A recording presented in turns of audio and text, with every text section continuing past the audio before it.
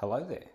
I'm here to talk to you about one thing today, and that thing is diabetes. From diabetes. Type 1 diabetes. Now, I should probably give you some background on this. I'll tell you my story shortly, but today we're going to talk about, I guess, the one thing that is essentially a cheat code when it comes to type 1 diabetes management. Now, I can't talk too much for type 2, but I definitely know this works for type 1, and from what I've heard, it works for type 2. Everything that I'm about to talk about can be found in this book right here, and that is Dr Bernstein's Diabetes Solution, the complete guide to achieving normal blood sugars. Now, I'll run a little bit through my backstory first, and we'll go from there. I'll throw some pictures up on the screen, and we'll just have a chat about this.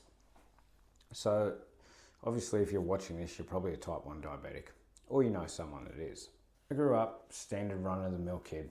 Was probably the runt. By that I mean a bit of a smaller kid, never overweight or anything. And all of a sudden when I was about 9 years old, I got really sick. And then after that, I didn't get better and things got a lot worse. Essentially, I got a flu and they believed that my body's antibodies then attacked my pancreas cells. And from there, you know the story, ended up as a type 1 insulin-dependent diabetic. When I came up, endocrinologists and all the doctors believed on this thing of let's tell the children that they can still eat whatever they want, still be normal kids, and as long as they take enough insulin, they'll be fine. Now, I'm not here to go down the rabbit hole of a certain company and the fact that they sponsor the standard American diet and the more insulin that gets sold for whatever cost is then like going to loop around and it generates profits, and we're not going to go there. But one thing that I found, I had trouble managing this disease. It didn't seem to matter, you know, you'd think you're doing the carb counting and bolusing the right amounts of insulin, and you'd still have highs, and then you'd have a bungee effect and just straight down, and you'd have massive lows, so then you'd be treating hypos, and then you'd come all the way back up with highs. Now, so being diagnosed when I was 9, I'm 30 now, I've had this for a while. On and off, I'd have times where HbA1c was probably high 7s and high 8s. From there, blood sugars always ranging from probably, the best I could seem to get it was probably 9.0 all the way up to 12s, 15s, 18s. If you're American, I'll put the conversion over here for what that works out at. And yeah, as I got later in life, I just thought to myself, there has to be a better way to do this. And that's when I came across Dr. Bernstein's Diabetes Solution. I found all these people on Reddit talking about it, and I thought, kind of sounds gimmicky, but we'll give it a go. So from there, let's have a bit of a look in the background of who Dr. Bernstein really is. So Dr. Richard K. Bernstein was born in 1934. The man is still alive and he's 90 years old today. And first things first, I don't know if you've noticed, but there's not a lot of diabetics that live to a very old age, especially, you know, born back then when technology wasn't the greatest, nor was our understanding about it. So he was diagnosed at age 12. From there, it's a bit of a complicated story, but he sought to acquire a blood glucose testing kit, which at the time was only sold to doctors. He was an engineer, but he managed to get one of these devices through his wife, who was a physicist, psychiatrist, and from there he started to monitor and log all these things.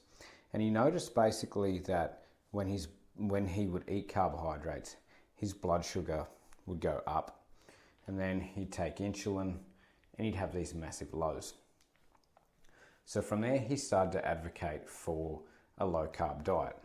Now, when we say low carb, I don't want to get that confused with keto or carnivore or all these other things. And I've played with these things and they work as well. But basically, I guess he allows for 6 grams of carbohydrates for breakfast, 12 grams for lunch, and 12 grams for dinner. He advocates to only eat 3 meals a day, no snacking, Obviously no fizzy drinks, no need for any of that. But let's go back to my story and how this works out. So eventually I hit, nearly near my 30s, and I thought there's got to be a better way to do this. Stumbled across his book, read the book, and thought, what have I really got to lose? So mainly just focused on eggs for breakfast, then I do meat and vegetables for lunch, and again for dinner, meat, vegetables, maybe a little bit of potato, and just trying to keep the carbs under the 12 grams per meal. And the strangest thing happened. I started to show really, really good blood sugars. I'll throw up a photo of my pump. Managed to get 100% time in range, which means that my blood sugar was never going over 8. So it was constantly between 4 and 8. And I started to feel really, really good. And from there, something else happened. So I'll throw up a photo on the screen. At this point, I was 78 kilograms. And I didn't feel good about myself. So combined with that diet and then a little bit of exercise, and I'm nothing over the top, just going for a 20-minute walk 3 times a week. All of a sudden, within 4 or 5 months, I was down 10 kilos and felt a lot better for myself. And I think it comes back to this thing when we look back 20, 30 years ago, there weren't really a lot of obese people. And I think that it all comes down to, of course, modern food and the cycle that once you understand the hormone insulin creates almost like a hunger cycle where the more insulin you have, obviously the more carbs you need to eat because it's going to bring your blood sugar down, or obviously the more carbs that you're going to eat, the more insulin you need to dose. And then from there, it kicks off the hunger cycle where the brain tells you to continue to eat. And you're going to have highs, so you've got to take more insulin, but then you're going to need to eat more food, and it just, because you're hungry again, and it just becomes a spiral that goes around and around and around. And of course, if you know anything about insulin and hormones, the more insulin you hold, the more likely the body is to hold on to fat. So the first initial few days were a bit rough, but within 2-3 days, it just became a normal part of life. So I really do implore you that if you want to know the secrets to how to be able to manage this disease, what do you got to lose? Obviously, I'm not a doctor. I don't know your personal standards. I'm just giving you my anecdotal opinion as someone else that has this condition. That number one, think of this as a carbohydrate intolerance. You know, people are lactose intolerant, they don't drink milk. Think of it as a carbohydrate intolerance. Don't consume the shit. Don't eat the modern sugary foods. Just go back to whole foods, meat, veg, whatever. Obviously, if you want a Diet Coke, have a Diet Coke. It's better than drinking the real stuff. There's been plenty of studies showing that, the odd one, it's not going to kill you. So carbohydrate intolerance. Second thing, if you can throw in a little bit of exercise, it's going to do you wonders. I've managed to get my HbA1c from the high 8s all the way down to 6.9 currently, which is the best it's been in probably 3-4 months it's taken me, and we're there.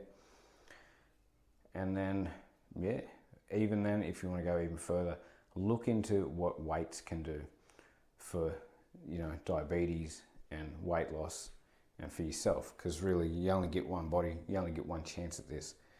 I've managed to build a cheap home gym at the moment.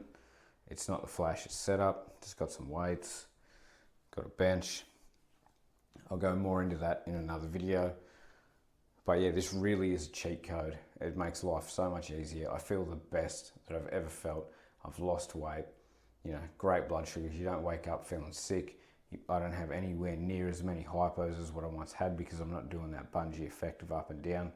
If you'd like me to go further into it, I'll gladly make another video. And no, I'm not sponsored by this book in any way, but I advise people, if you want better control out of this disease and a more normal kind of life, maybe give it a go. What do you got to lose? All right, give me your thoughts down below. Please do feel free to like and subscribe. I'll throw another video up in the cards so you can go and watch that one. And I'll see you in the next video.